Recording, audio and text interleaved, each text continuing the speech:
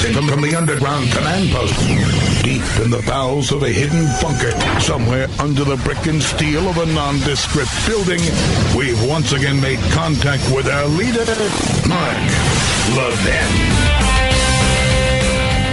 Ben Ferguson filling in for the great one, Mark Levin, tonight. He'll be back with you tomorrow as we are coming to you live tonight. I'm actually in Houston, Texas, where today has been a incredible day celebrating the life of President Bush 41.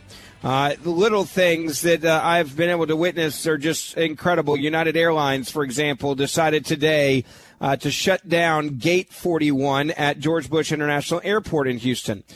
They made it into a memorial, a makeshift memorial with a wreath of red and white flowers, the American flag, and the flag of the branch of the military that he served in, with a tribute plaque to the president, and also a picture of him as no planes would come in and out of 41. Just even the little things that we saw earlier today, as tens of thousands of Texans and people from out of town that came in to look at the train and say goodbye to this president as his body was being carried to its final resting place at College Station, Texas A&M University, at his presidential library, next to his daughter, who died, and his wife, who passed away earlier this year.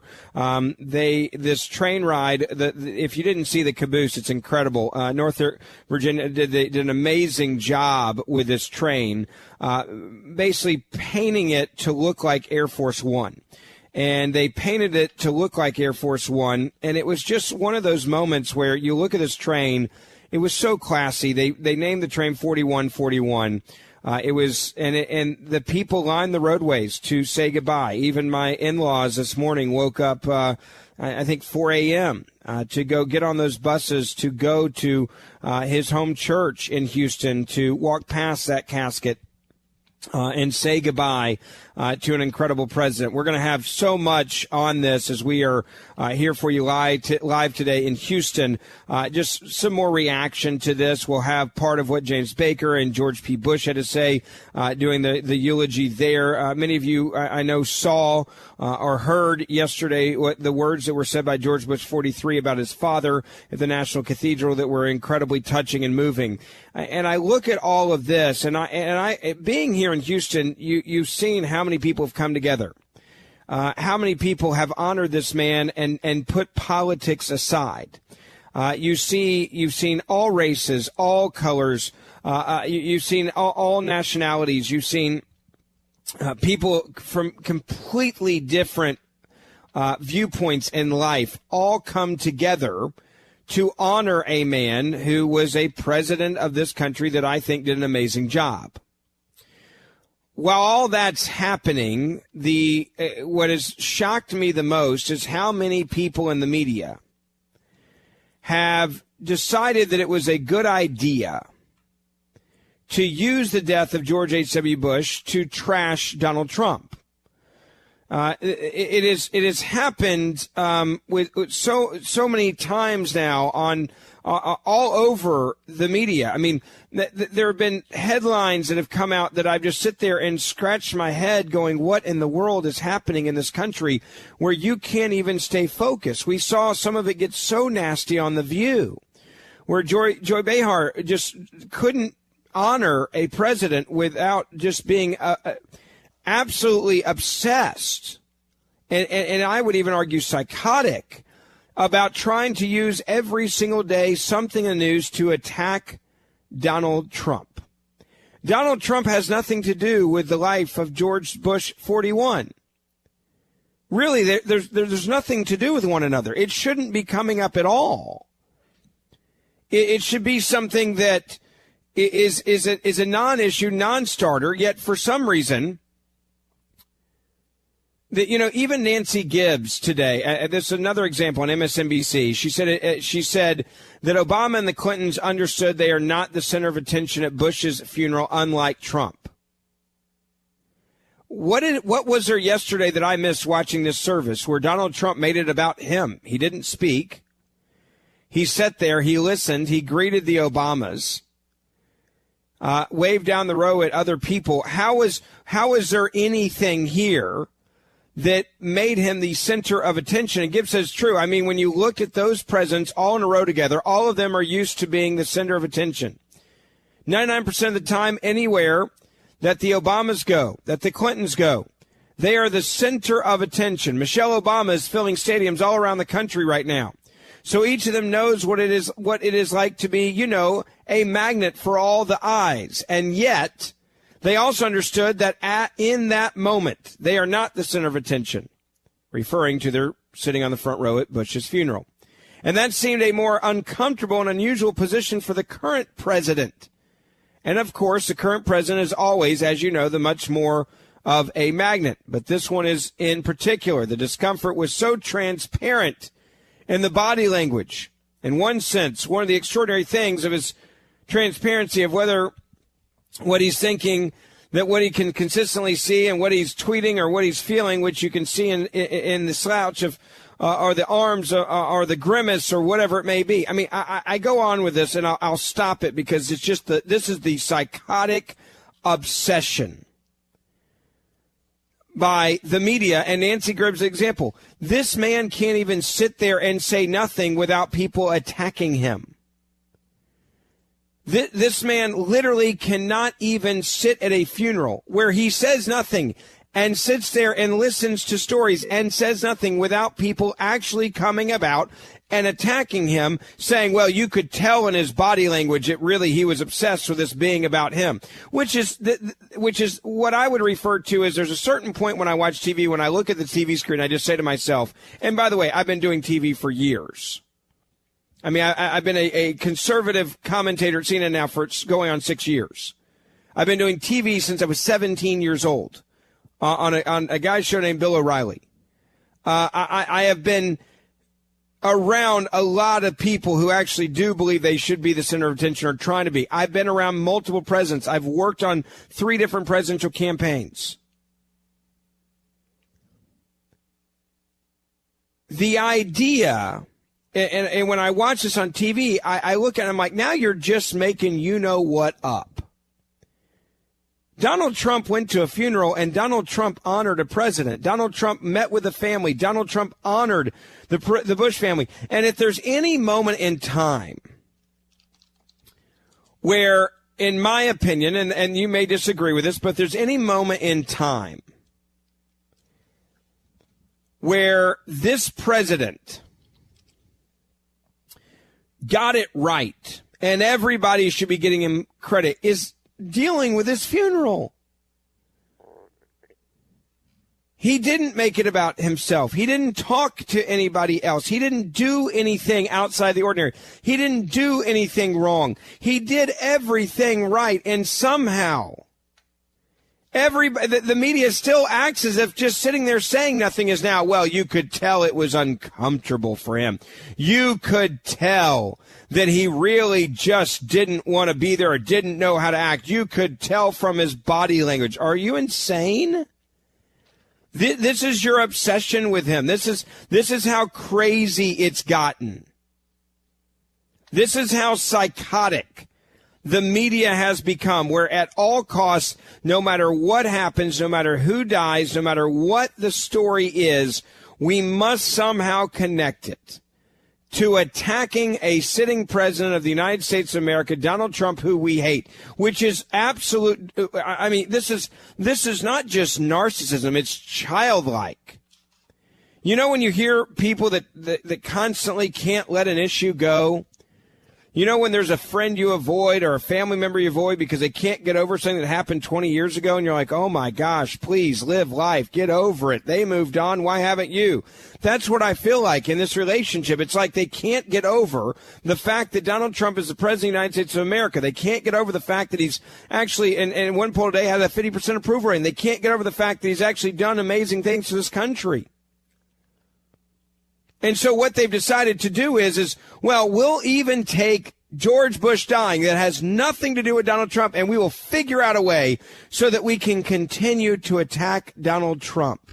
Nancy Gibbs is a great example. The Obamas, the Clintons, they seem comfortable, but you could just tell Donald Trump didn't seem comfortable sitting on that front row because it's all about him. What? Like, you're just making it up now. You're literally just making it up as you go.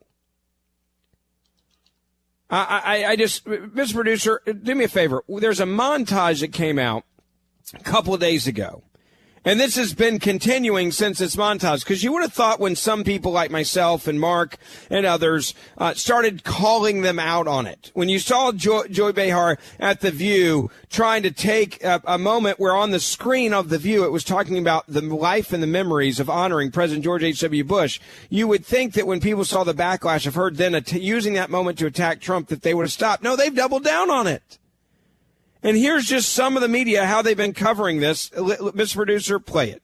But what becomes undeniably obvious with every bio run about Bush 41 is that stark contrast between these two men. Over the last 2 years, deviancy has continued being defined down by this current president, his cronies, his supporters. Look, Donald Trump is 180 from who George H.W. Bush is. The world looked to George Bush because he was a leader respected. He had proven himself. This president has yet to do that. This president that we have now is trying to unravel everything that he did and Obama did. I think he's doing this because he feels he has to do it. I can't help but wonder if there was a thought bubble over Donald Trump's head just now, what he was thinking. I have to imagine he was thinking, how much longer do I have to stand here? We may not approve of this current president, but that doesn't diminish one's respect for the office. Because there are a lot of things about George H.W. Bush that maybe people now appreciate that they didn't appreciate at the time. And it just gives you a sense of the big character of the man and the contrast with the small character we see today. George Bush believed in the institutions of government, which I think, too, is another reason why this moment to remember and to compare and contrast is so important, because our institutions are so under siege right now by the government itself. And that is why we celebrate George H.W. Bush's legacy and fear the next 2 years of Mr. Trump's wild White House ride. I mean, what? Did you hear how many people were clearly mind readers? Oh, I'm in the head of the president. I really am the one who knows what he's thinking. I'm the one that knows what he's thinking. And I could sit there and I couldn't help but think in his head, what would the bubble be above his head? Like, I'm tired of standing here. There was nothing about the body language of Donald Trump that for a moment made you think that he didn't want to be there. Donald Trump likes George Bush 41. He was there to honor him, just like every other president. But no, we've got to just attack this president. I want to get your reaction to all of this. 1-877-381-3811. 1-877-381-3811. Ben Ferguson filling in for Mark Levin, the great one. He'll be back with you tomorrow. You can also tweet me your comments as well, and send me messages on Facebook at Ben Ferguson Show on Twitter, at Ben Ferguson Show on Twitter, Facebook, Ben Ferguson Show on Facebook as well. We'll be right back. Mark Levin.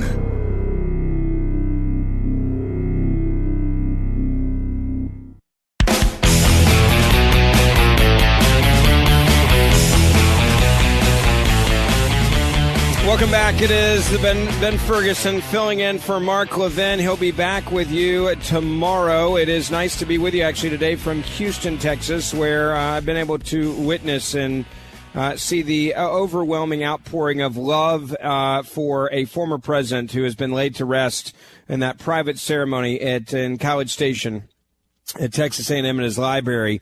There are so many different people that talk about this president. There was literally tens of thousands of people that got out of work, got out of their cars, and stood by those train tracks today as President Bush 41.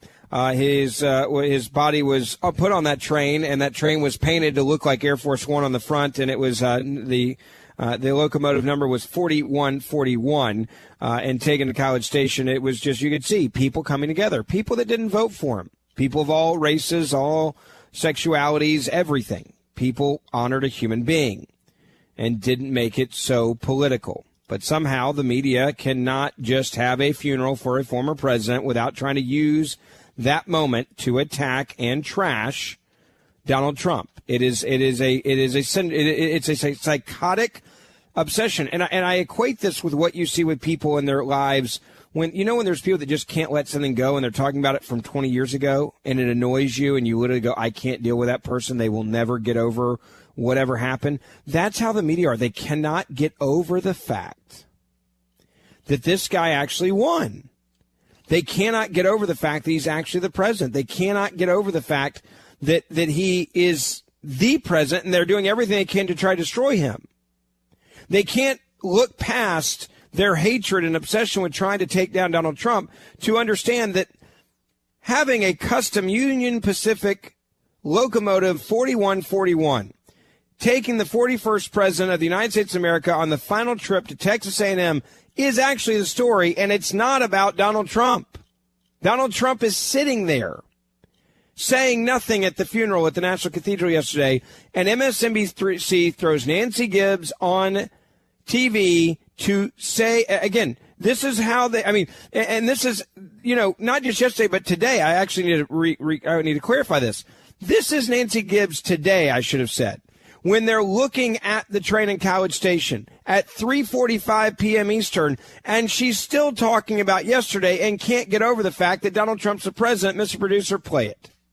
When you looked at those presidents all in a row together, all of them are used to being the center of attention 99.9% of the time. Anywhere that the Obamas go, that the Clintons go, they're the center of attention. Michelle Obama is filling stadiums all around the country right now. So each of them knows what it is to be, a magnet for all eyes. And yet they also understood that in that moment, they're not the center of attention. And that seemed a more uncomfortable and unusual position for the current president. And of course, the current president is always, that much more of a magnet. But this one in particular, the discomfort was so transparent in the body language. In one sense, it's one of the extraordinary things of his transparency of whether what he's thinking that we can constantly see in what he's tweeting or what he's feeling, which you can see in the slouch or the arms or the grimace. There's no attempt at feigning interest or congeniality. You know who's busier than you at the holidays? The post office. Ridiculously long lines to mail cards and gifts. Who has that kind of time? That's why you need to use Stamps.com. Stamps.com brings all the services of the U.S. Post Office right to your desktop. You can buy and print official U.S. postage for any letter, any package, any class of mail using your own computer and printer. Then the mail carrier picks it up. No trips to the post office required. It couldn't be easier. Stamps.com not only saves you time, it saves you money. And during the holidays, we could use more of both, right? With all the time and money you'll save, Stamps.com is the best gift you can give yourself this holiday season. And right now, you too can enjoy the Stamps.com service with a special offer that includes a 4-week trial plus postage and a digital scale without long-term commitments. Go to Stamps.com, click on the microphone at the top of the home page and type in Bunker. That's Stamps.com, enter Bunker. The Mark Levin Show, live and national at 877-381-3811. All right, welcome back. It is the Mark Levin Show. Ben Ferguson filling in for the great one today, and it has been, we're coming to you actually today live from Houston, Texas, where I've been able to see firsthand people come together and genuinely remember a human being. It's something that seems completely impossible for the media to do. I laugh because one of my colleagues, Don Lemon, said, I wouldn't have shaken Trump's hand at Bush's funeral. You can't fake the funk. And I laugh because I know Don. Don and I have done countless TV debates together. But he declared that he would not have shaken the hand of President Trump at former President George H.W. Bush's funeral, saying he can't fake the funk. This was in reference to Michelle Obama shaking hands with the president.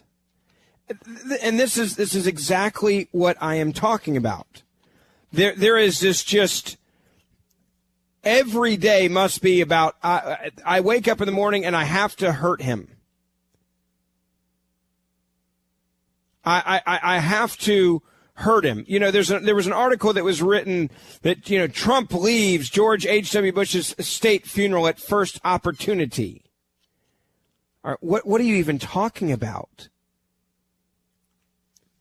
The casket carrying the remains of the late President George H.W. Bush was carried up the aisle of the National Cathedral.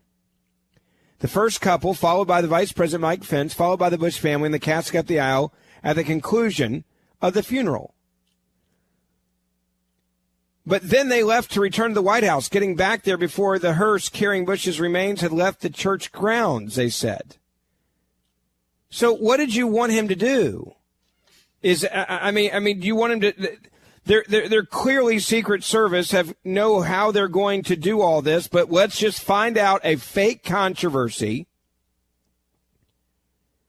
to attack the president. Let's put aside politics and honor Bush 41, which is what this whole entire week should have been about. But instead, people have used the opportunity to attack Trump out of fake controversies. The same way that Nancy Gibbs, MSNBC, again today, you got this College Station video. You have the train pulling up. You have the president being come to 41 laid to rest. And everybody else is acting like adults here in the real world. Meanwhile, let's get in the head and let's psychoanalyze Donald Trump not saying anything, sitting there next to other presidents, and let's turn this into clearly he was unbelievably uncomfortable, didn't know what to do, didn't know how to act because it wasn't about him. This is what she said. Mr. Producer, play it again. Can we play that?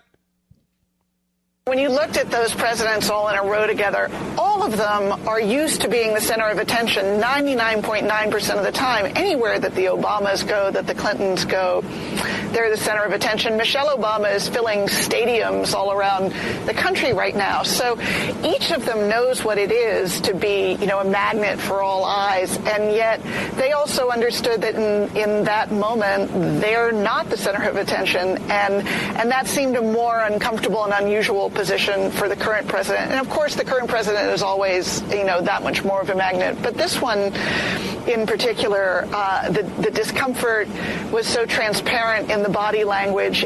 In one sense, it's one of the extraordinary things of his transparency of whether what he's thinking that we can constantly see in what he's tweeting or what he's feeling, which you can see in the slouch or the arms or the grimace. There's no attempt at feigning interest or congeniality.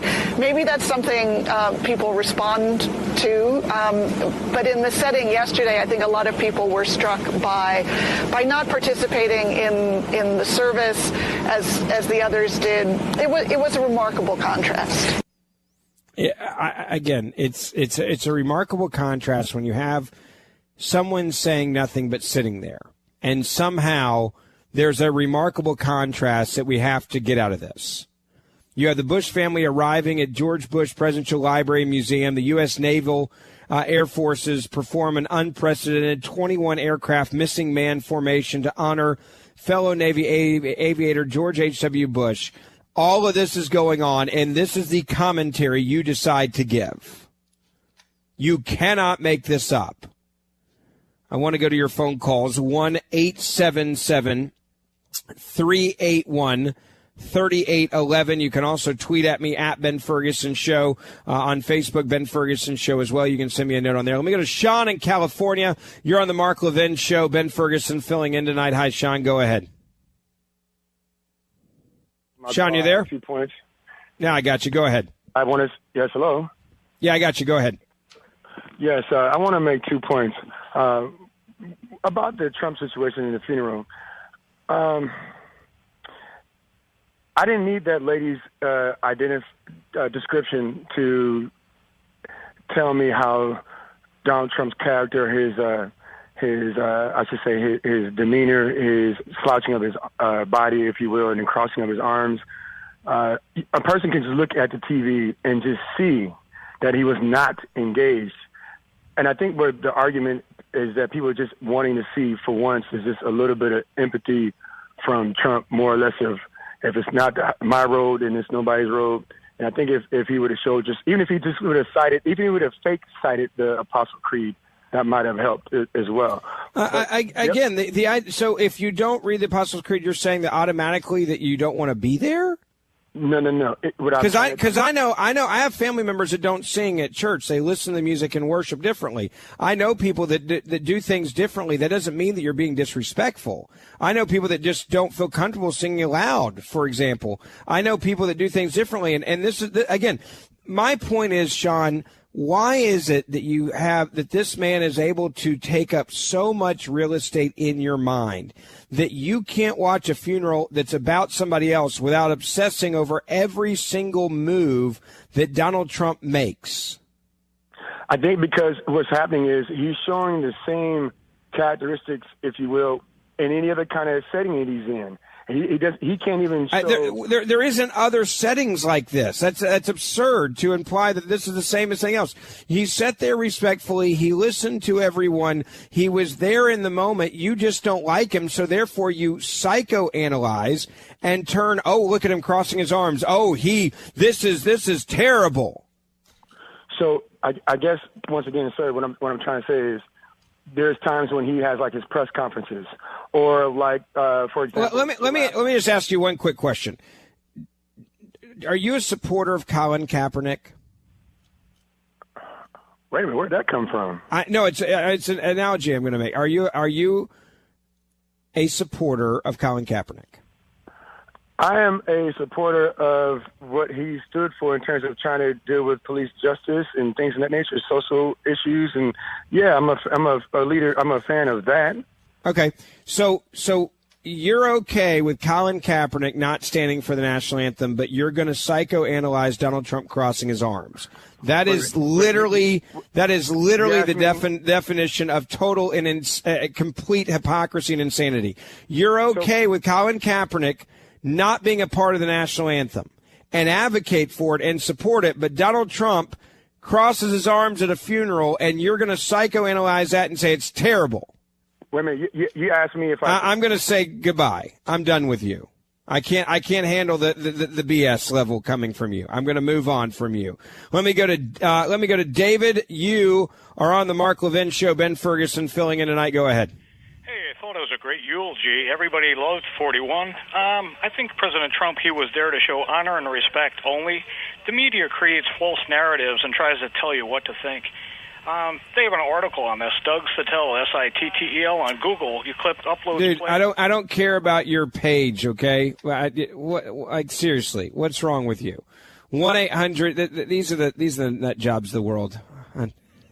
You're by the way, whoever the heck you are.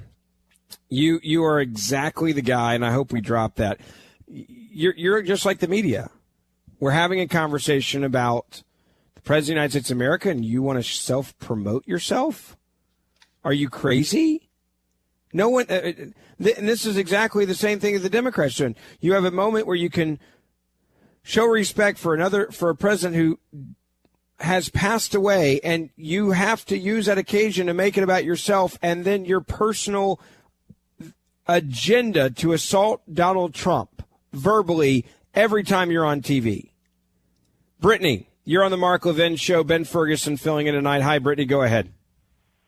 Hi, how are you doing? Well. I just wanted to call and, I'm not a Trump supporter. I wanted to say that first off so you can see where I'm coming from in my point of view, that even though I'm not, I do think that it was very distasteful and disrespectful for the media to use or abuse that opportunity and, make it all about Trump, because really they're the ones that made it about Trump and made him the center of attention. And regardless of how I feel about his actions or his orders or how he acted at the funeral, I don't think that should have been discussed or made, that's basically what everyone's talking about is how Trump acted at the funeral. And I think that it should have been about our former president. And I think that, he's a person. He was our president. But I think that Trump, no matter what anyone thinks of him, he's a person as well. And I'm sure that he had empathy that, our former president died. There's a death. And, well, I mean, you look at what he said. You look at how he went over and met with the Bush family, the Blair house, and spent time with them, and the kind words that he had. I don't think when I was watching the funeral, and maybe it's just because I'm not crazy, there was nothing that seemed out of the ordinary for me. I thought that, whether it be row number 1 or row number 2 of the vice presidents, from all the way from Al Gore all the way down to Cheney, I didn't see anything that any of them were doing that was abnormal. Now, maybe, again, it's because I'm not obsessed with trying to destroy someone's life or trying to turn a funeral into a hate Donald Trump session, as Nancy Gibbs and others in the media have tried to do. And we play that montage for you. But this is the reason why so many Americans do not trust the media. And it's the reason why so many Americans scream media biased. Because when you have a funeral of a former president and you use that to attack the current president, that there is no better example of the insanity of a press when they're willing to do this, and the pettiness. Even with my good friend Don Lemon saying I wouldn't have shaken the president's hand, I would always shake the president's hand. And Barack Obama, I met him. I have no problem shaking his hand. He's the president of the United States of America. It's called being a grown-up and an adult. Agreed. I mean, it's called being classy. I met Bill Clinton. And I walked up to Bill Clinton and was very kind to Bill Clinton. I don't agree with his policies. I don't agree with what he did with an intern in the White House, but I wasn't going to bring that up. I wasn't going to say, I'm not going to shake his hand because of what he did to Monica Lewinsky, who's a former president of the United States of America. Nice to meet you, Mr. President. Look forward to enjoyed having dinner with you tonight. I even looked at him, Brittany, and said to him after dinner, I said, I'm going to have to leave here tonight and remind myself why I don't like you. And he busted out laughing. You don't always have to agree with somebody to be cordial or kind. And not everybody that disagrees with you, by the way, is evil. I don't think that Bill Clinton's evil. I don't think that Barack Obama's evil. I don't think that Al Gore's evil. I don't think that they're evil. I disagree with them on policy, but I also know they're a human being. Right, exactly. I mean, I've met Hillary Clinton multiple times. I met Hillary. In fact, I saw Hillary Clinton a couple months ago in the green room at CNN. Nice to see you. How are you doing? We had a short conversation about Arkansas, where my grandfather's from. I'm from Memphis, Tennessee. There's no reason for me to be nasty to her. And this is what we've lost in this country. And it's the same reason why there are so many people that say, I'm done with these people. You can't even get you talk about journalism just for 1 second. Journalism is dead because when you can't even get a funeral for a former president right, it is dead. Can we all agree on that? I mean, journalism is dead when you can't even get a funeral right, for goodness sakes. It's a funeral. It's a funeral of a former president, and you can't even get that right as a journalist. You can't even cover that the right way as a journalist. When you can't even accomplish that, journalism is dead. Ben Ferguson filling in for Mark Levin. We'll be right back. Mark Levin.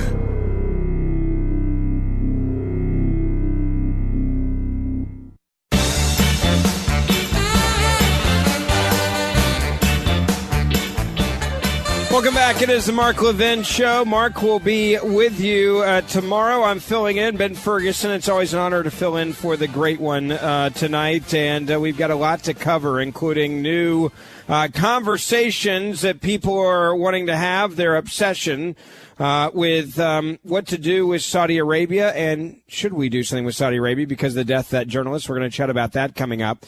Also, the media's obsession with attacking Donald Trump during, before, and after the funeral of George Bush 43. Now, I'm here tonight in Houston and have been able to see what a civil society looks like when a president dies, where politics don't really matter and everyone comes together to honor a former president. I wish the media could figure this out, how to do the same thing, instead of literally waking up every day with a psychotic mentality that we must hurt Donald Trump. We must hurt him, and it's what we have to do. Even if there's a funeral of a former president going on, we'll figure out a way to compare and contrast and then hurt him, because that's exactly what's happening. 1-877-381-3811. 1-877-381-3811. Mr. Producer, where'd you say for me to go next? I want to get to some of these phone calls in here. Let me go to Mark. Thanks for waiting. You are on the Mark Levin Show. Ben Ferguson filling in tonight. Mark, give me your take. Thank you very much, Ben, for taking the time.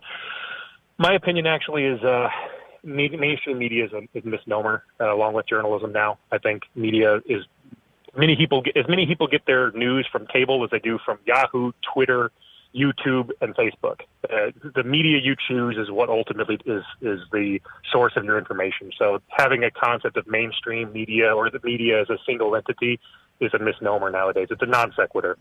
Secondly, my honest opinion, yes, there are individuals who wake up every single day and do exactly what you suggested. Their modus operandi is to do what they can to paint Trump in a bad light and hurt him. That is terrible, but it is far from uncharted waters. Every single president, probably for the last 20 years, has gone through the exact same thing. People on the right did the exact same thing for Obama. During the State of the Union address, Sean Hannity accused Obama of saying something terrible about how insurance companies engage in activity because they're evil, and even played the clip that Obama says insurance companies don't do this because they're evil. They do this because it's profitable. And did they cancel this segment because of the misquote? No, they actually continued on with it. So it's not something that's one-sided or another. Yeah, of course. But remember this, Mark. Look at Jeb Bush. Jeb Bush just put out a statement saying President Trump could not have been nicer or more gracious after my father died. You think the media is going to tell you that? No, because they're a bunch of hacks. They hate this president, and they'll do anything they can to destroy him. Hour 2, Mark Levin Show, Ben Ferguson filling in. We'll be right back.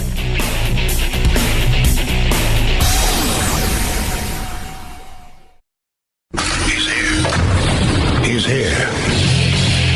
Now, broadcasting from the underground command post, deep in the bowels of a hidden bunker, somewhere under the brick and steel of a nondescript building, we've once again made contact with our leader, Mark Levin.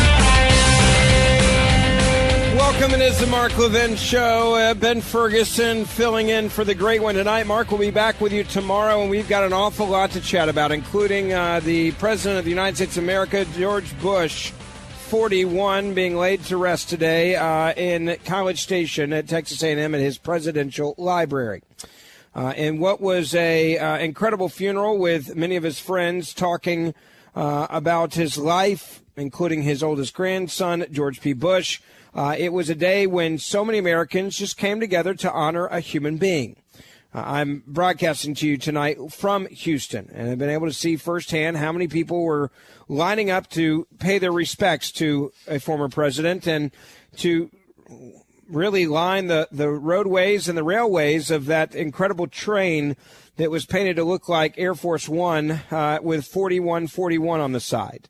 That locomotive will be coming back, they say, to Houston. They're trying to figure out now, because of so much fanfare around it, what they're going to do with that locomotive, and maybe even put it at the presidential library. The president of the United States of America, however, has become the center of attention. And I'm not referring to Bush. I'm referring to Donald Trump. In fact, he's become an obsession of the left, part of the mental illness, I would argue, of the left. And I'm not exaggerating when I say that, and I'll explain why. When you can't even get a funeral right, and this is textbook. I mean, if you've ever been to school, if you've ever been to journalism school, the story's not supposed to be about you. It's supposed to be about the story. If there's any subject matter in college, in journalism school, that is just textbook, basic textbook, it would be covering a presidential funeral. Really, nothing else matters. The viewpoints of others that are negative, you don't cover them. It's a funeral. You honor the former president. Now, you can tell about the history of the person, but I would say this. A great example is, when there's a funeral one day, as there will be for everyone, of Bill Clinton, I don't think all the coverage should be about Monica Lewinsky. That's not the time and the place to discuss Monica Lewinsky. And anybody that does that, I would criticize them, because I do think that there is a time and a place to talk about that, and we've had that for decades now. But if you on the day that you're laying him to rest, you're just somebody you just keep harping on. Well, I know he was a president, but, and then you start using Monica Lewinsky in the blue dress. You're a hack. You're I would argue, a terrible human being. And yet that's exactly what the media has done. Whether it be, Mr. Producer, get the montage ready first, because this is just a montage of different people in the media saying different things really becoming unhinged, as they can't just do a basic job, which is to honor a president. They must do whatever they can to attack Donald Trump. It's impossible for them to get it right. It's impossible for them to just get a story that it should be so easy to cover right, which is to honor a former president and his life and legacy.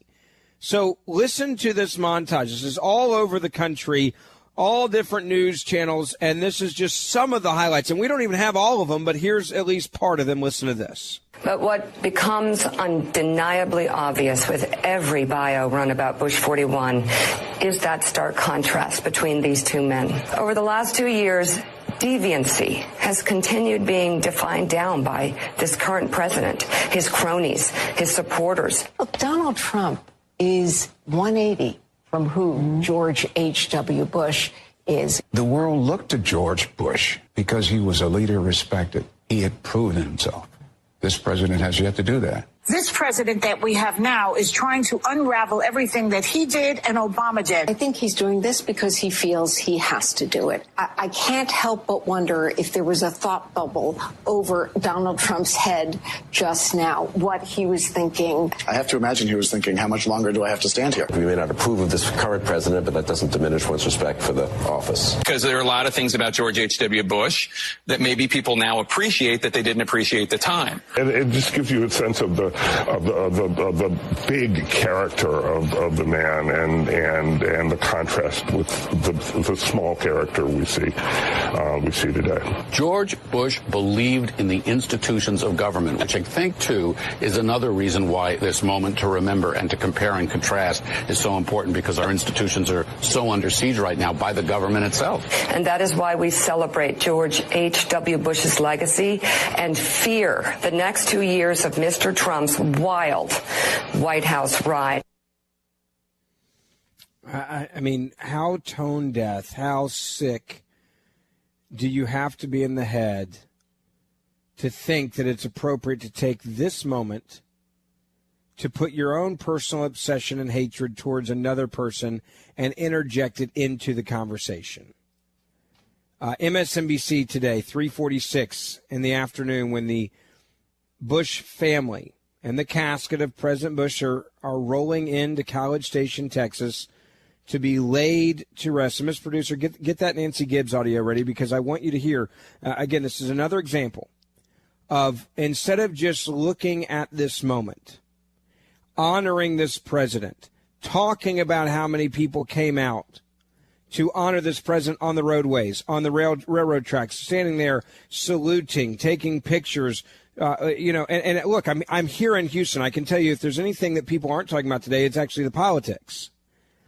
All people, all races, everything, we're all coming together to honor the life and the legacy of a former president. That's what they were doing. And yet, Nancy Gibbs on MSNBC is saying this. Listen to it. When you looked at those presidents all in a row together, all of them are used to being the center of attention 99.9% of the time. Anywhere that the Obamas go, that the Clintons go, they're the center of attention. Michelle Obama is filling stadiums all around the country right now. So each of them knows what it is to be, a magnet for all eyes. And yet they also understood that in that moment, they're not the center of attention. And that seemed a more uncomfortable and unusual position for the current president. And of course, the current president is always, that much more of a magnet. But this one in particular, the discomfort was so transparent in the body language. In one sense, it's one of the extraordinary things of his transparency of whether what he's thinking that we can constantly see in what he's tweeting or what he's feeling, which you can see in the slouch or the arms or the grimace. There's no attempt at feigning interest or congeniality. Maybe that's something people respond to. But in the setting yesterday, I think a lot of people were struck by not participating in the service as the others did. It was a remarkable contrast. I mean, this is when you just sit there and you just go, you're making SHI, you know what up. That's what you're doing. You look at the pictures that came out of the White House of Melania Trump giving Laura Bush a tour of the Christmas decorations, and then Laura Bush spent time with the White House staff that she knew from her time as a resident of the White House and took pictures. It was a picture of two lovely first ladies, past and present, coming together, hanging out. You know how nasty it got in the campaign between Jeb Bush and Donald Trump. When Donald Trump kept calling him, what was it, low energy Jeb? And it got nasty in the campaign. Everybody knows it got nasty. Even Jeb Bush put out a statement saying President Trump could not have been nicer or more gracious after my father died. But the media is not talking about that. Oh, no, they're talking about, well, the President Grimace. Well, I just couldn't sit there, and the whole time that we're supposed to be honoring this guy, I just couldn't get past the idea that Donald Trump sucks. That's what their coverage is. That's literally what the coverage is. I want to get to your phone calls in here, get some of your reaction to this as well. 1-877-381-3811, 1-877-381-3811. By the way, many of you know that we are on Blaze TV. Mark Levin is, and I have joined what is now Blaze TV, CRTV, with my new show, The Ferguson File. So we talked about the media bias on The Ferguson File. If you are a member of CRTV, check it out there as well. Let's get to your phone calls now. Let me go to Darla. You are on the Mark Levin Show. Ben Ferguson filling in today. Darla, you hear all this media attention, obsession, getting it wrong. Are you surprised? I thought Trump was incredibly gracious. I thought he was very kind. I think Jeb Bush's words say it well. President Trump could not have been nicer or more gracious after my father died. And that's coming from Jeb Bush, where they don't have a great history. They campaign against each other for the same job. Yes, Ben, it's very nice to speak to you. And I did listen to your first three callers, and of course then my eyes glazed over because I'm like, oh my goodness, it's not about you and their callers. And as I told your screen caller, I'm sorry I forgot his name. He's a wonderful young man. I'm a veteran, and I know the protocols in the military. And President Trump, all that he did to honor Bush 41 was his call. And I cried. I mean, I watched some of it. I haven't even turned on much of the news because I can't stand all the conjecture and chattiness and talking, even on my favorite, Fox. And go ahead and, people that are listening can make fun of me all they want. But as an American, when President Trump walked in there with First Lady Melania and saluted his coffin in the rotunda, I burst into tears. And I watched the service, and I saw President Trump acting as anyone who has any grace and decency act at a funeral. There was no chuckling. There was no shifting of eyes. I didn't see the arm folding. I don't see anger in that face. You know what I see in that face? I see reverence in that face. And all this chat and talk about how wonderful President Bush 41 was, will anybody please remember that Clintons came into town and said, it's the economy, stupid. And I was so offended that you would speak that way, because he wasn't speaking to the American people. He was calling President George Herbert Walker Bush an idiot. And there was even one, I don't know if it was Newsweek or Time, that had something on the cover about the wimp factor. Well, Larry O'Connor, who fills in here for Mark as well, he wrote a great piece today in the Washington Times about what you're just describing, which is, the media now acts like they love George Bush 41. They've never loved him. They tore him to shreds, ripped him apart, and cost him the White House as much as Ross Perot did.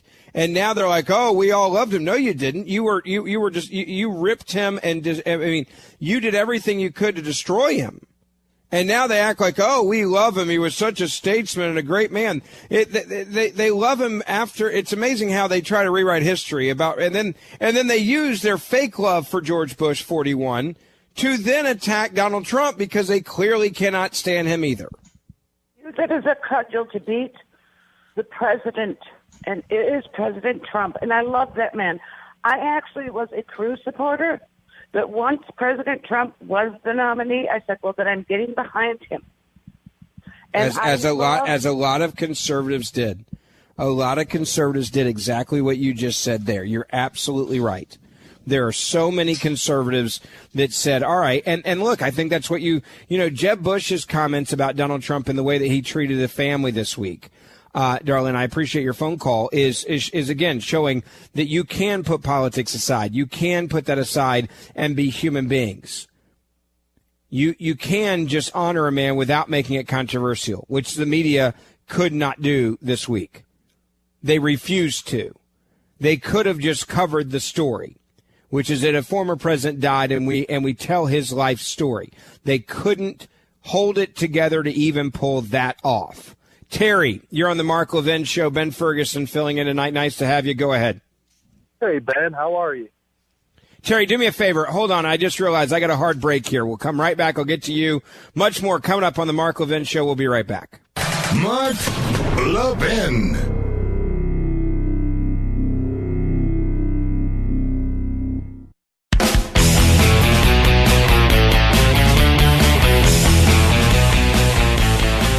All right, welcome back. It is the Mark Levin Show. Ben Ferguson filling in for the great one. He will be back with you tonight, or actually tomorrow, and it's an honor to be filling in for him tonight. Want to remind you all, also that Life, Liberty, and Levin on Fox News this Sunday evening will be a brand new episode with Steve Scalise, so make sure you set your DVR or watch it live this Sunday evening on Fox News Channel. Now, I want to get back to this other issue. Today was a day when it is just so easy. This is in media world, excuse me, how to cover a funeral of a former president is the equivalent of, hey, what's 2 + 2? It's 4. It's the equivalent of, what's your name? Ben Ferguson. It's the easiest story out there to cover. It doesn't get any easier than this. It literally doesn't get any easier than this. How do you cover a former president's funeral? You cover their life. You cover their legacy. You talk to their friends. You share the warm stories about them. You don't make it political in nature. It's a non-political event. It's a funeral of a former president. You honor the human being. You take the politics out of it. This is the easiest one to get. And even those in the media who are liberal, on a day like today, they even know, like, hey, look, guys, we got to tone it down. All right, let's get this one right. Let's not have any egg on our face. Let's not make this contentious. Let's just cover this straight up. Let's cover the picture of George Bush, 43, riding inside that train, waving at the people, saying thank you for making 41's last ride so special. There was a picture that George Bush put out there. That's what you cover. Let's cover Texas A&M. Let's cover the train, 4141, this special train that was put together to take his body. Let's cover the eulogy of his grandson. Let's cover this. Let's just make sure we get this right. Let's don't screw this up. Let's tell the personal stories. And let's talk about the dignitaries that are there to honor him from all over the world. Let's make sure we get this one spot on. Oh no. We're gonna analyze the body language of Donald Trump crossing his arms and then attack him and criticize him. By the way, anybody remember that time when Barack Obama was caught on camera taking selfies at Nelson Mandela's funeral? Remember that? And you want to criticize Donald Trump for crossing his arms and saying everything is about him, he's got to be the center of attention? Barack Obama took selfies at the funeral of Nelson Mandela, and you didn't say any of this crap. Ben Ferguson filling in for Mark Levin. We'll be right back.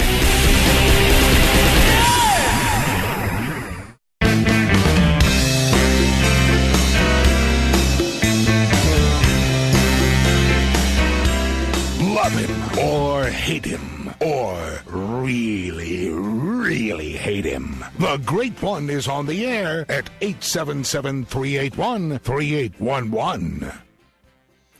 Welcome back. It is the Mark Levin Show. Ben Ferguson filling in for the great one, and he will be back with you tomorrow night. One of you sent me a picture, and it just was Kevin, well done, sir. It said, hey, Ben, remember when the mainstream media was not so upset about Obama, who was obviously making Nelson Mandela's funeral service all about himself, taking selfies? Remember that? When and there was a lot of people that saw this on TV. He was at a funeral taking selfies. The same people that say that the president's this funeral, and Miss Producer, get Nancy Gibbs because this fits so perfectly. Talking about how the Obamas, the Clintons understood they are not the center of attention at Bush's funeral.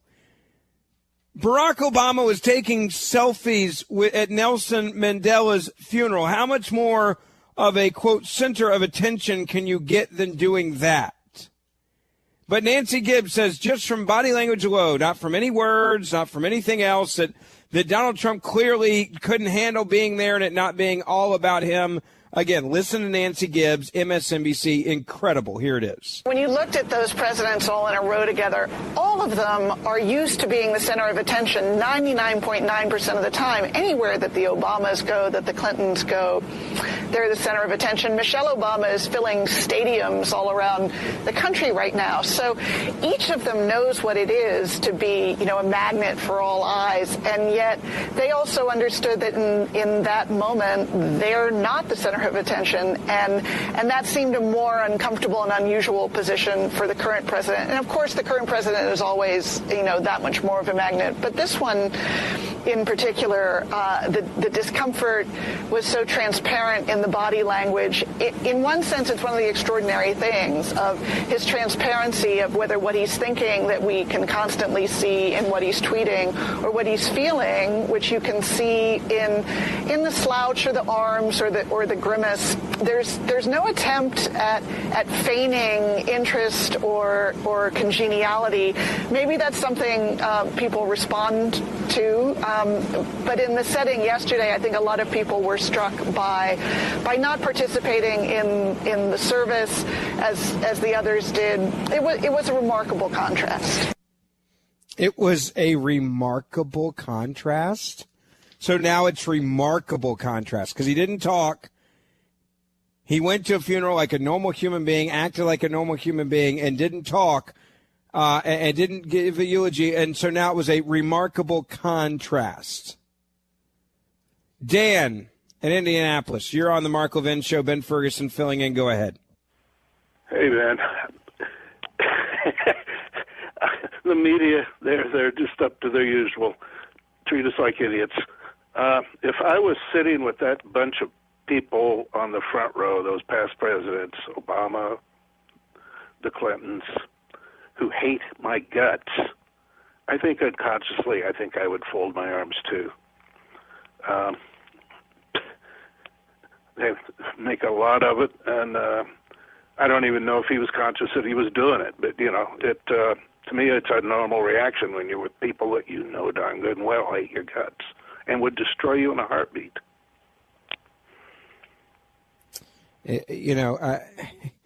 It's just you're sitting in the pew there with everybody there.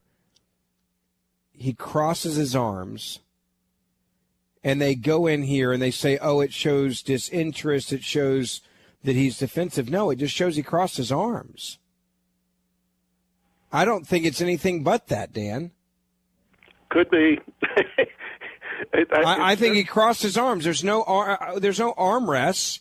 So if you look at those chairs, there's no armrests. So he crossed his arms. What's wrong with crossing your arms? Why do we have to psychoanalyze everything that he does? Why can't he just be a normal human being at a funeral without armrests? And so he crosses his arms. I've done it. It's arm crossing. Get over it. I mean, these are the types of subjects that make me want to cuss, and I'm not going to do it. But it's just I want to throw things at the TV and be like, and just be like, you're an idiot, you're an idiot, you're an idiot, you're an idiot. All of you are idiots. I mean, we got body language experts like this is E-Entertainment News. Like, oh, did you see Donald Trump cross the arm? What does it mean? Let's go to psycho crazy person number 1. Tell us what it means. Let's go to analyst of psychoticness number 2. Let's go to number 3. All of this stuff is all fabricated and made up.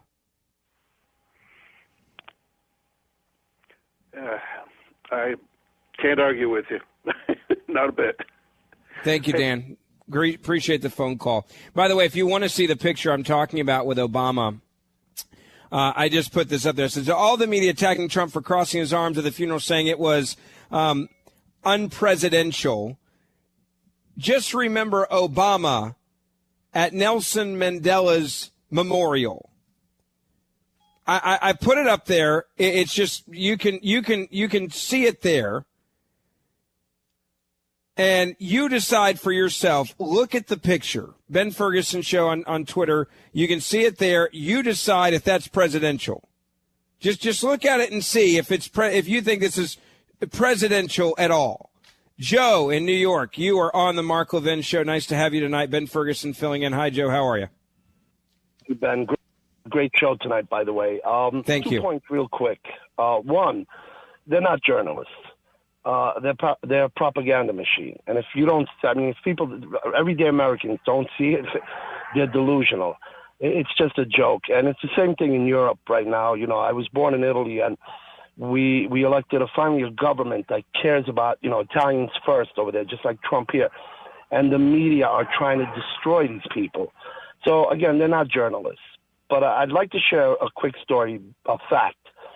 I manage a dealership in New Rochelle, and sometime during the primaries, presidential primaries, this lady walks in to return a lease, and everybody was busy, so I says, I'll help her out. And we started talking as I was doing her paperwork, and she goes, well, what do you think what do you think is going to win the primary? So basically I says, I don't know. She goes, what do you think of Trump? But she kind of asked me, like, with this hesitation, like almost afraid. And I says, honestly, I think it's probably a good thing for the country.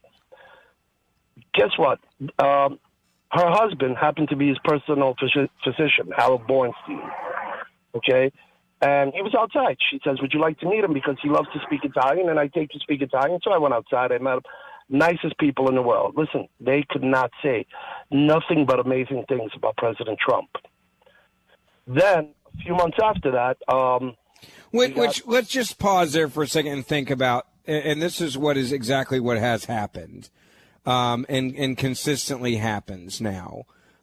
You have this nervousness, and it's a genuine nervousness to even admit that you might like, you might even like Donald Trump. I see it all the time when I travel around the country. A lot of times when I'm grabbing a Lyft or an Uber, and people, will ask you what you do, and you tell them, like, oh, do you like Trump? And I'm like, yeah, I like him. And then immediately it's like this, oh, I can finally admit what I think because you're not going to attack me. But this is part of what the intolerance of the, quote, tolerant left. I mean, the left is tolerant only of people that are tolerant of what they believe in. And as soon as you don't believe in what they believe in, they're the most intolerant group of people you'll ever meet in your entire life. Yeah, no, exactly. Agreed. And it gets better. It gets better because a few months down the line, gentleman walks in, he wants to buy a car. My salesman comes up to me and says, hey, guess what? It's Donald Trump's personal driver. I went over, I said hello, met him, told him, yeah, I'm a supporter. I think he's going to do well. It's, not even 2 weeks later, he comes back with an autographed picture, personalized to my name. Hey, Joe, best of luck with your business. Donald Trump signed in that gold leaf he likes to sign. Yeah. This man came back again. The second time he bought a car, now mind you, this is 6 months ago he bought a car. I got confidence to speak with him. I built a rapport. He happens to be Hispanic. The news will make you delusional that I even had to ask him myself. I said, let me ask you, they say he's a racist. He's this. You know what he said to me? Stop right there. He's one of the nicest human beings you will ever meet in your life. Come on. Look, I've had interactions with Donald Trump where we have not agreed on things. And I've had interactions with Donald Trump where we have agreed on things. I've had private conversations with Donald Trump recently. What I can tell you is this. He genuinely cares about this country. He genuinely cares about the people of this country. And he cares about having a better country than we currently have, a better tax system than we currently have, a safer country than we currently have. Those are all things I can get behind. He wants to have a strong military. He wants to honor men and women in uniform and not turn them into evil villains as the left has done. He doesn't believe that ICE agents are terrorists. He believes that they're saving people's lives by keeping out rapists and murderers. And then, of course, the media says, oh, you can't say that, Ben. You can't say that. You just said that they're all rapists. No, I didn't. But there are some of them that absolutely are. And we need to be honest about it. I mean, there was a story today. An illegal immigrant has been arrested on murder who's been charged after being deported 8 different times. This illegal immigrant was arrested for allegedly shooting and killing a coworker in Oregon. He's been deported at least 8 times. He's a 52-year-old. He was arrested on murder charges. The 2 individuals worked together at a creamery in Oregon, a town in northeastern part of the state. They had a wrong-running, apparently, dispute. Investigators believe that the illegal immigrant shot the man on the 26th while riding a tractor. Officers were able to locate him and arrest him the day after the shooting, but the suspect had fled to Washington State, where a SWAT team apprehended him in a local hotel. And this is a guy that we had deported out of this country 8 times. And Donald Trump's point about building the wall and border security is this is the guy you're keeping out with a border wall. If we are deporting a guy 8 times, which means we've caught him doing illegal things 8 times, and then he murders an American citizen, that I blame that on the Democratic Party for not doing their job, which is to keep Americans safe and secure our border. That is their job. And they refuse to do it in the name of political correctness. And it's disgusting. It is absolutely disgusting. Joe, God bless you, and I appreciate your phone call. 1-877-381-3811, 1-877-381-3811. By the way, if you want to see that picture I put up there of Barack Obama taking a selfie at Nelson Mandela's memorial, I threw it up there for you on Twitter. You can check it out, Ben Ferguson Show there. Have fun with it because, yeah, when people want to talk about this crap of, oh, Donald Trump crossed his arms, it's unpresidential, yada, yada, yada. Again, just check it out. Check it out. Look at it for yourself. I put the picture up there, and you tell me how that's acting presidential. Ben Ferguson filling in for Mark Levin. We'll be right back. Mark Levin.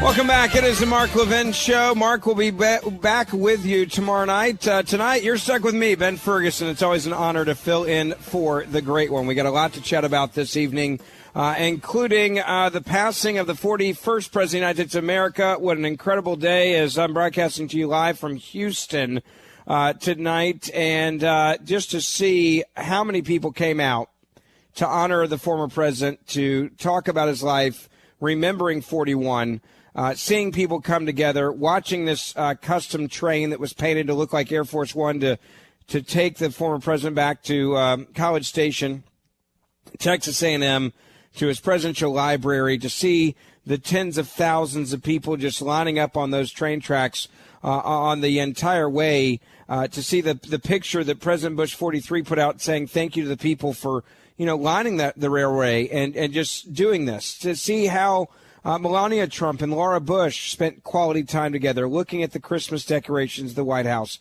seeing Jeb Bush, who Donald Trump and Jeb Bush did not get along during the campaign, saying that the White House and the president personally did nothing but show our family the utmost respect, which goes against the narrative that the left wanted to be out there. The narrative that somehow there was this president dissed them or wasn't respectful. To see the media lose their minds over the president crossing his arms, to trying to say that somehow this president did something that was crazy by leaving the service like normal presidents do first after the service was over.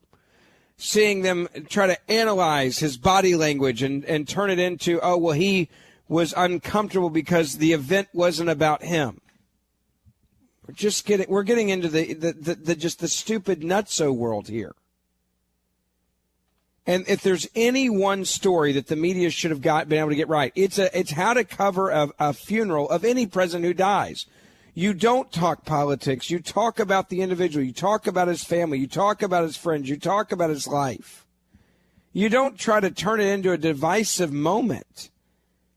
But all of these people, all they've been able to do is figure out a way to use one president dying to attack Donald Trump, the current president. It is crazy what they've been doing this week. Let me get to your phone calls. 1-877-381-3811. And so many, by the way, and I put this picture up there. I really do hope that you'll check it out. I put this picture up. One of you sent to me, one of you, the listeners, and you're absolutely right about this one. It said, when all these people are criticizing this president, saying, oh, well, he crossed his arms at the funeral and that was disrespectful or that wasn't presidential. Do you not remember when Barack Obama was taking selfies at Nelson Mandela's memorial? Were you writing articles then attacking, the president then, Barack Obama, for being, quote, unpresidential? I don't think so. And don't forget, Jeb Bush, again, while they're trying to make this riff like Donald Trump dissed the Bushes or whatever, Jeb Bush said President Trump could not have been nicer or more gracious after my father died. Could not have been nicer. Just think about this.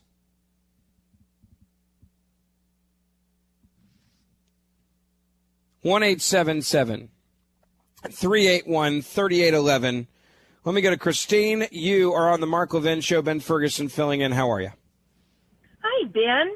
Well, Hi. I just wanted to tell you that if it wasn't for Donald J. Trump, which I adore, the left media wouldn't have a job.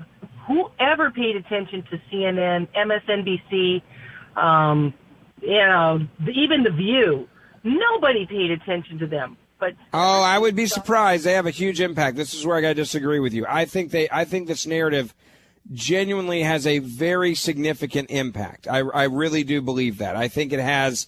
I think when you look at Joe Behar, and thank goodness, a good friend of mine, full disclosure, is Meghan McCain. She stood up and said, why are you trying to make this moment about the life and legacy of Bush 41 into an anti-Trump rant? I don't have time for this.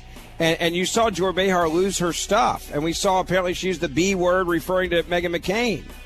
And it was disgusting. But they have a lot of pull. They have a ton of pull. Ben Ferguson filling in for Mark Levin. Hour 3 coming up.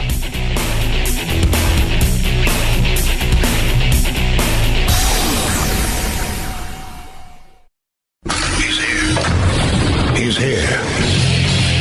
Now, broadcasting from the underground command post, deep in the bowels of a hidden bunker, somewhere under the brick and steel of a nondescript building, we've once again made contact with our leader, Mark Levin.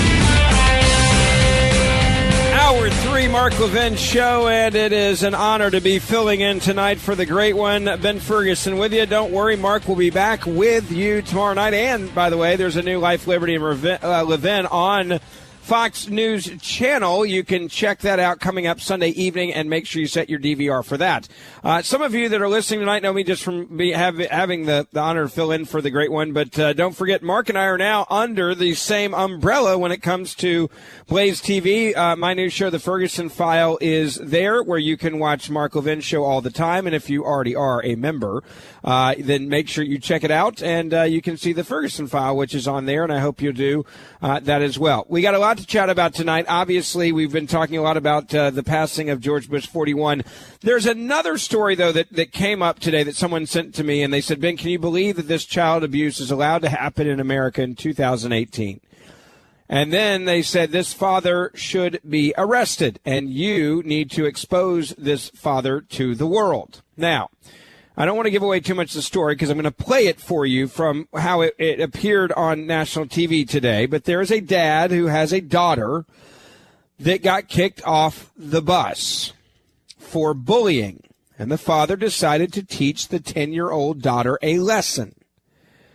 Now, I'll let you hear this story, and I'm not mad at this dad. In fact, I kind of want to nominate this dad for Dad of the Year. Listen to this.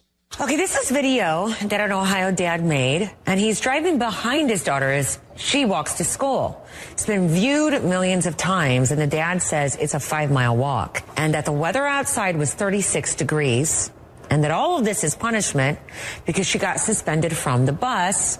The school alleged that the little girl was bullying another student. This is not the first incident. It's the second incident for the year. Parents need to hold their kids accountable. So that was me showing how I'm holding my kid accountable. I'm not going to be another parent that's just going to brush the things under the rug and say kids will be kids. But it's getting mixed reviews online because some people say the punishment fits the crime while others say it seems harsh. The dad says that he would do the same again, but he hopes that other kids who see the video will also make the choice to be kind to other people, he said. Now, making your kid go to school, walk to school, I don't have a problem with that. You have a kid who is kicked off the bus for bullying. This is what a responsible parent actually does. In my opinion, this should be a dad that this is not child abuse and be like, oh, you can't do this to a little girl. All right, let's just talk about this is the part I don't understand about feminism. Every single time that there is something that happens and it's dealing with a young girl, I hear the same thing being said over and over again. You play the sex card of you can't do this to a little girl, she's just a little girl. Then I hear if we say there's a difference between men and women, that you can't say that because that's sexist. Well, which way do you want it? Either you treat boys and girls exactly the same and you don't say, oh, I'm playing the femininity card now. It's unfair to do this to a young little girl. And then you can't have it the other way later on. Either pick what you want it to be and let me know what you want it to be. Which one is it? Are we treating boys and girls exactly the same way? Are we going to say that girls need to be treated with more TLC than boys? But you can't just use it when it's convenient to all the feminists out there. I'll start with that. Second point about this story. You have a father that decided that it was time for him to take matters into his own hands. You had a father who decided that it was time for him to teach his daughter a lesson because of what she had done to bully somebody on a bus and said, okay, and again, quote, this is me showing how I'm holding my kid accountable. After his daughter was suspended from the bus for bullying, a dad shot the video of the little girl walking 5 miles to school in the cold. It has millions of views and started a lot of discussions, including saying that this is child abuse. No, this is Father of the Year. You didn't put your child's life in danger. She wasn't walking at 50 below. Okay, so don't turn this into something it's not. And cold outside, it wasn't a blizzard. It wasn't below freezing. It was cold outside. It's like that song that we're trying to ban right now, Baby It's Cold Outside. That's literally the perfect song that they should have played on repeat for this little girl. Baby, it's cold outside. Well, don't bully people. Now, he's not making his daughter walk just 5 miles to school every day, so everybody calm down about that. This is not child abuse. This is good parenting. I would argue, first off, I'm just glad the dad's even there because we see the stats, how many dads have just gotten out of being a dad. We've allowed the government to step in as the father and take care of the kids and pay for the kids' stuff, pay for their school, pay for their food, pay for their clothing, pay the electrical bill. And so now we live in a nation where, and let's deal with the minority community first off. This year, more than 75% of all African-American children born will be born into single-parent households because we have allowed fathers to no longer be fathers. We've allowed dads to not have to be a dad if they don't want to. We've allowed men to walk around and impregnate people and have no responsibility for impregnating them. This father says, I'm not doing it. This father says, I am going to take responsibility for my kids' actions. I am going to teach my 10-year-old daughter, you don't go out there and bully people. I'm gonna teach my daughter a lesson that she'll never bully again. And I'm gonna make her walk 5 miles outside of my car, and I'm gonna escort her to school. But she's gonna walk to school because she bullied a kid. This is good old American parenting. God bless this dad for doing this, and all these little snowflake crybabies out there, and all these. You're not doing your kids any favors when you don't discipline them. You're not doing your kids any favors when you don't discipline them. And all of these parents that are criticizing this father, saying that this is some sort of child abuse, well, you don't understand how the long-term effects that this could have on this child. Long-term effects? Grow up. When you're 10 years old, you walking to school one time 5 miles is not going to have a long-term effect on you. If you believe that, then you're an idiot. You're stupid. I mean, you're just stupid. That's the only way I know how to say this. This kid's going to be good. You know what? This kid's probably going to grow up to be a great kid because he actually has a father who actually is involved, who actually cares, who actually took the time to teach his child, who happened to be a girl, a lesson about bullying.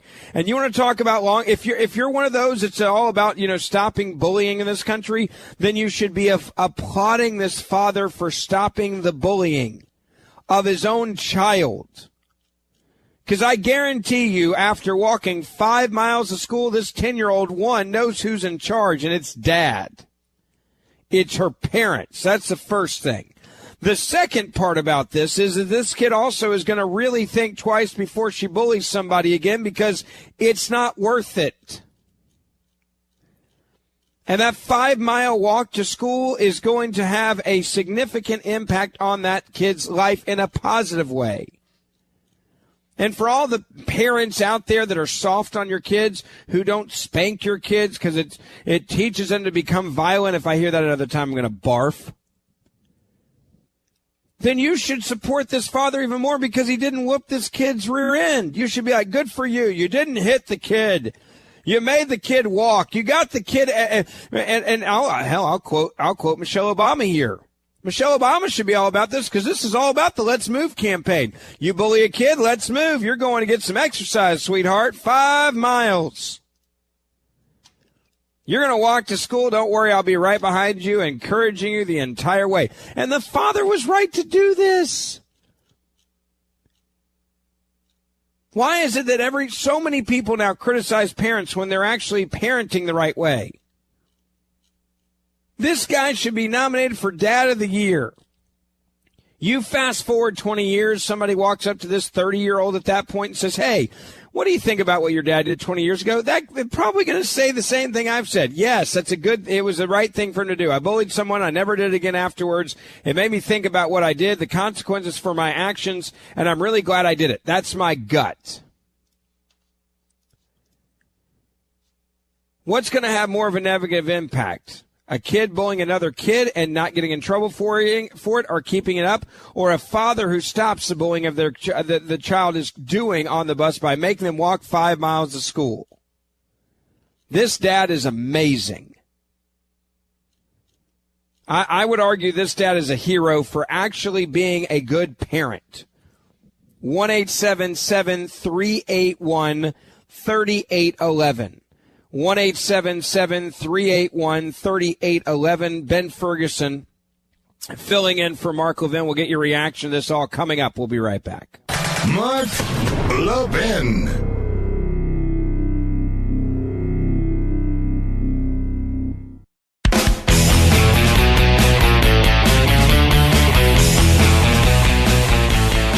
The only thing I can say is I'd call it Dad of the Year. A dad finds out his daughter was bullying somebody on the bus. She's 10 years old, and he said, I got this. Don't worry. Don't worry. I got it.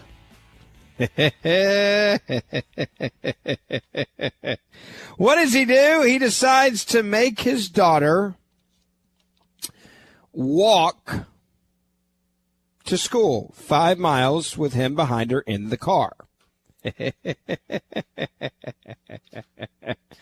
I mean, come on. You can't tell me that's not awesome. 5 miles, teacher, you don't bully anybody. That's exactly what should happen. I mean, this is 100% most brilliant move ever. I want to go to your phone calls on this and see if you agree with me. And by the way, if you don't agree with me and you believe, and some people online are saying this dad should be arrested, that this dad should, this is child abuse, that this is just a terrible thing that's happening here. All right, again, I'll get your reaction. And if you disagree with me, explain to me why this father didn't get, why this is wrong, why this is evil, why this is bad. Okay, explain it to me. 1-877-381-3811. Ben Ferguson filling in for the great one, Mark Levin. He will be back with you tomorrow night. In the meantime, let me go to Dave. Welcome. You're on the Mark Levin Show. Dave, I think this dad is amazing. I think he is someone that we should all be very proud of. I think he did the right thing here. You tell me what you think. Well, I certainly don't think he's the dad of the year if he raised a kid who's bullying, especially doing it and getting suspended twice. Well, hold on a second. Hold on a second. Do you have a kid? Yes, I do. Okay. Has your kid ever done anything wrong? Sure. Okay. Does that mean that you're a bad parent? No, it doesn't. Okay. Well, you just said you don't believe this dad should be dad of the year because his daughter bullied someone. That's the stupidest logic I've ever heard. Then you just agreed with me.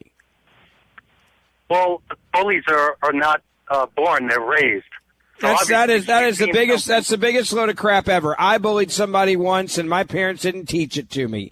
And when they found out, they opened up a can of whoopee on me. My dad was a police officer. He never would have stood for that, didn't stand for it, and went after me when I did it, and made sure that I regretted it and never did it again.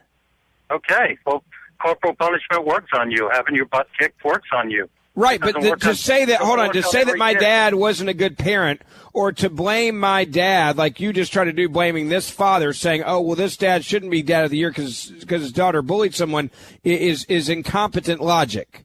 Kids have free will, and almost every kid I know does something stupid against their parents when they're younger. Your job as a good parent is to correct the course when the kid gets off the train track. Okay, well, calling him dad of the year because he did this one thing that you saw when you don't know what type of parent he is incompetent logic as well. No, what I'm saying is I think this father clearly understood that there was a course correction and a real life lesson that his daughter needed to learn, and 5 mile walk to school since you bullied somebody on the bus, I believe is a great act of parenting. A better life lesson would be to have a punishment that has something to do with what she did. Teach her about bullying, why it's wrong. Make her go and work with people. And you don't think that? Hold on, you don't think that was clearly shown in that situation? Make her walk 5 miles to school has something to do with bullying. I think the two have nothing to do with each other. Please tell me you're not this naive. Listen, I've been in the job for 28 years where I've seen people bullied. I don't think that walking 5 miles to school is going to make her think twice, but I don't think it's going to teach her anything. I would rather she be taught. So you think sitting down and having a conversation with her is the way you do this? No, that's not what I said. I said make her work with the types of people that get attacked, with the types of people who are less fortunate. I don't know what she was bullying about. I think a 5 mile walk to school is a pretty damn good start. 5 mile walk would solve everything, wouldn't it? Again, you don't understand. Have you ever walked 5 miles when you didn't want to? It'll really make you think about your life. I totally get that, and I'm not saying that he's abusive. He can raise his kid any way he wants. I'm saying the more appropriate punishment would have been something that would actually make her see why what she did was wrong. I think walk doesn't do that unless you think she's thinking about it along the way. I think when you're 10 years old, there is something to public shaming that can have a huge impact on your life. 1-877-381-3811. And again, if you disagree with me, I would be more than happy to talk to you about it. 1-877-381-3811. 381-3811. Let me go to Frank. You are on the Mark Levin Show. Ben Ferguson filling in with you today. Nice to have you. Go ahead. I'm ready to shoot myself in the head with that last caller. That's the snowflake parent. That's the parent that worries me. Like that is listen. Actually the parent that terrifies me is the one's like, well, this is just wrong. You can't do that. This is just blah blah blah. It's crap. So let me straighten him out and get him to understand why the way he was thinking is totally asinine. All right, do me a favor. Hold on for me, Frank. I got the music. I'll come right back to you. Okay, I'm going to put you back on hold. We'll continue the conversation. 1-877-381-3811. I think this is Dad of the Year. If you disagree with me, I'd love to hear from you. Ben Ferguson filling in for Mark Levin. We'll be right back.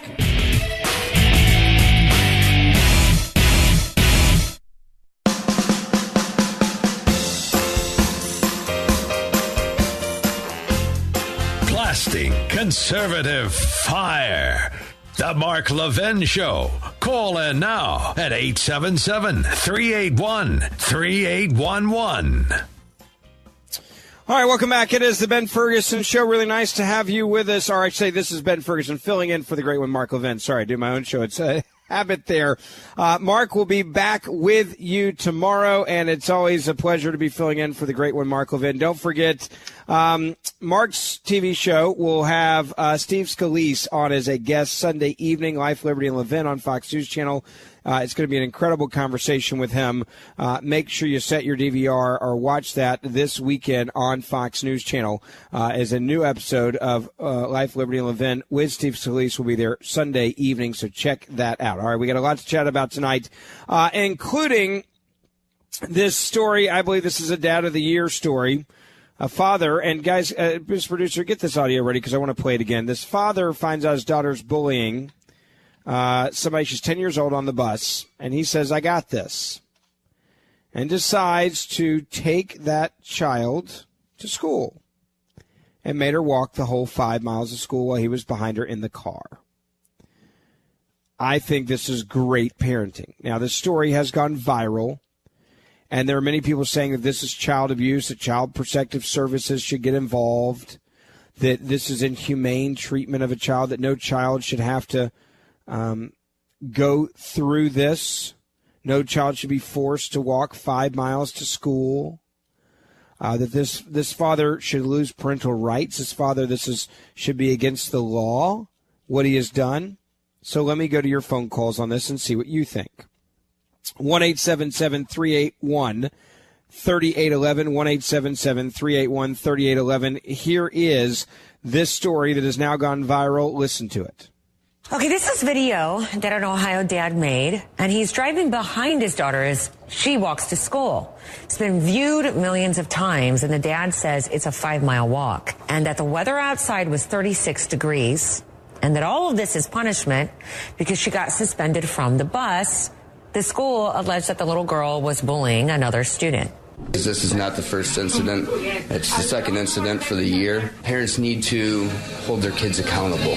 So that was me showing how I'm holding my kid accountable. I'm not going to be another parent that's just going to brush the things under the rug and say kids will be kids. But it's getting mixed reviews online because some people say the punishment fits the crime while others say it seems harsh. The dad says that he would do the same again, but he hopes that other kids who see the video will also make the choice to be kind to other people, he said.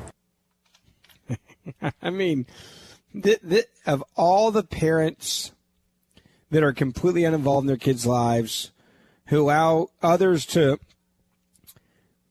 take care of their kids, who allow the government to step in as the parents, this is the guy you want to criticize?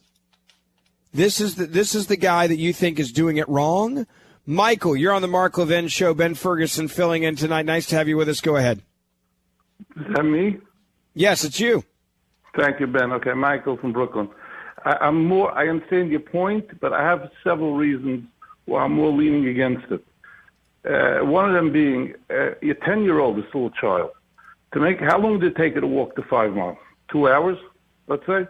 2-3 hours, 2.5 hours, right? That's abuse. It's not explaining anything to her. not teaching her anything.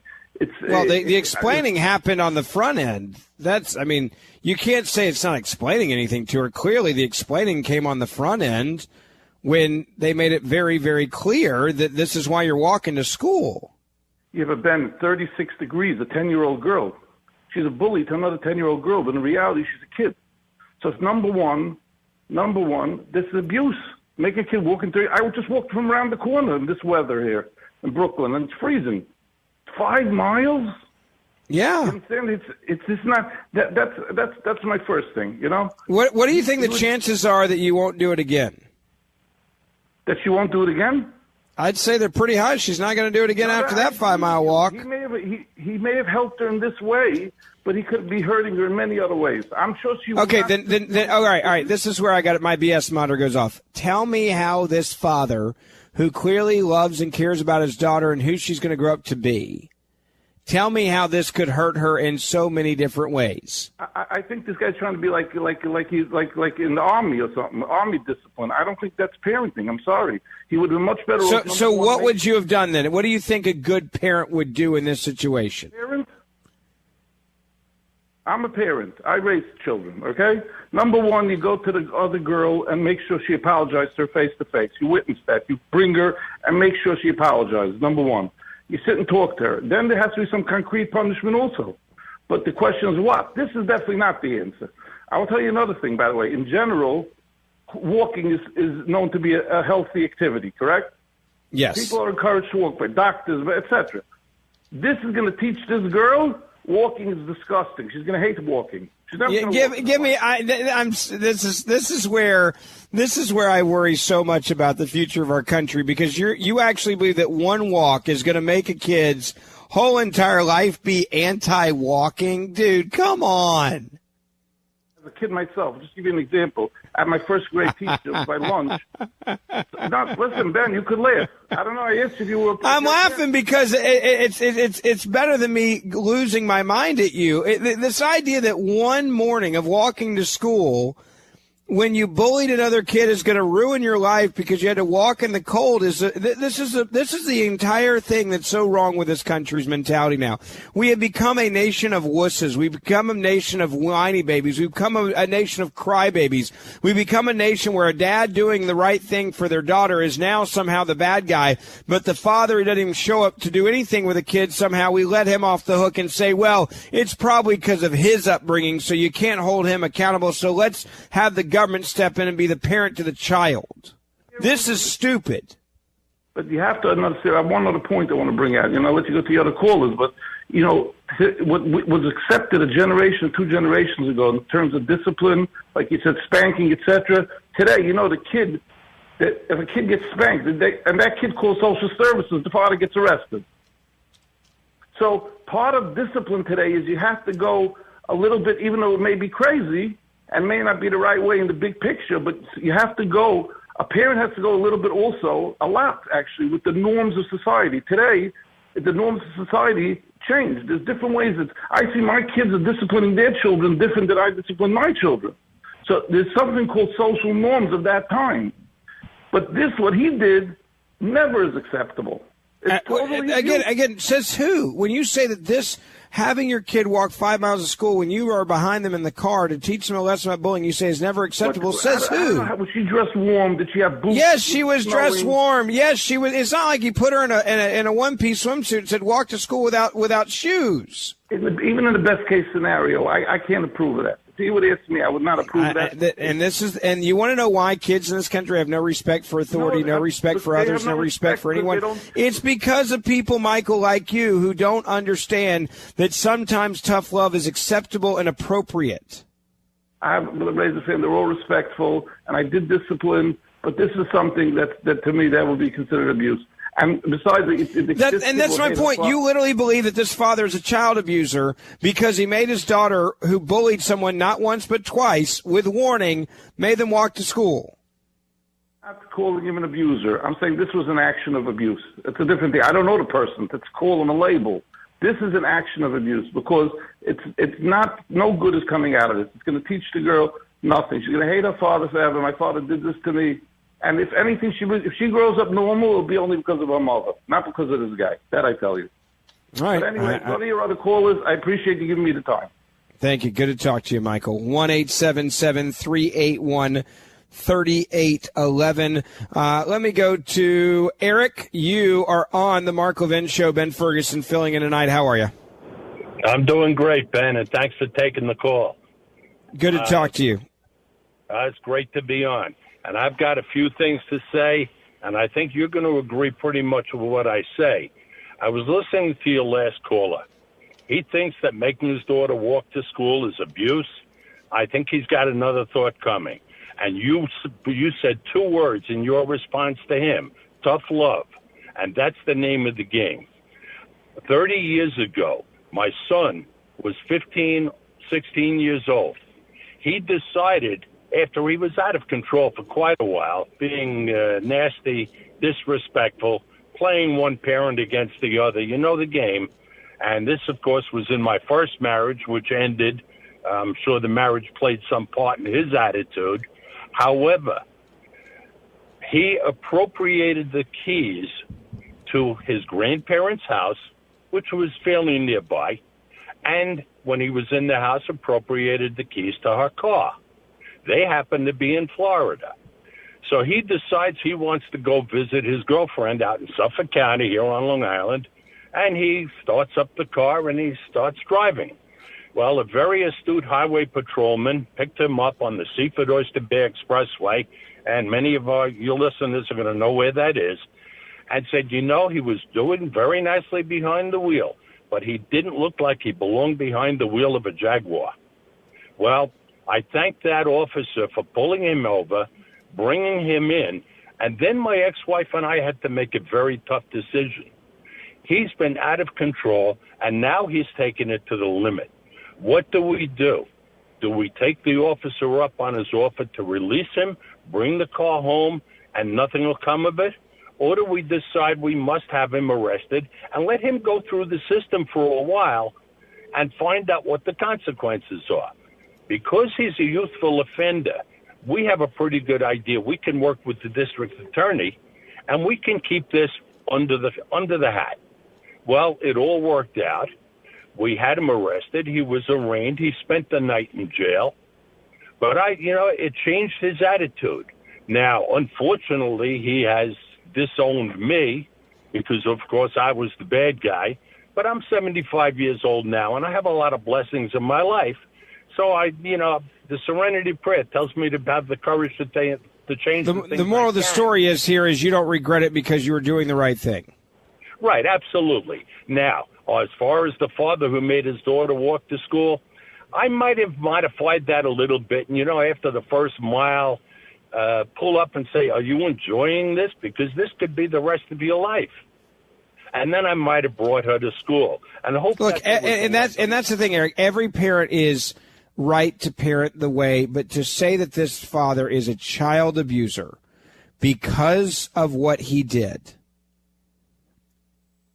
because he cared about the character of his own child and the fact that his own child was bullying another child, that is the point that I think people, we criticize the father who's involved because we don't like what he did making her walk to school. Instead of saying, at least we got a good parent here that clearly cares about their kid's character, personality, who they are, what they're going to become. Ben Ferguson filling in for Mark Levin. A lot more coming up. We'll be right back. Mark Levin.